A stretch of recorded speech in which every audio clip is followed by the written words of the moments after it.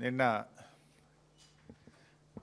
తెలంగాణ రాష్ట్ర సాధకులు రాష్ట్ర తొలి ముఖ్యమంత్రి వర్యులు కేసీఆర్ గారు రాష్ట్రానికి సంబంధించి పలు కీలక అంశాల మీద ఆయన మాట్లాడడం జరిగింది.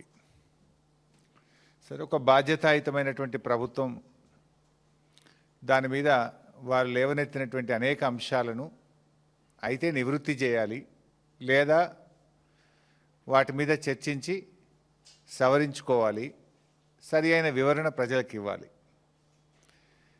నిన్న రేవంత్ రెడ్డి గారు అంటే ఎంత మరుగుజ్జు మనస్తత్వం అంటే, కేసీఆర్ గారు 7ంటికి ప్రెస్ మీట్ అయితే ఆయన 9 గంటలకు రాత్రి 9:30కి ఇంట్లో చిట్చాటు పెట్టడం అంటేనే ఆయన ఎంత సంకుచిత మనస్తత్వంతో, ఎంత మరుగుజ్జు మనస్తత్వంతో ఆయన గారు ముఖ్యమంత్రి పనిచేస్తుండో మనకు అర్థమవుతా ఉంది.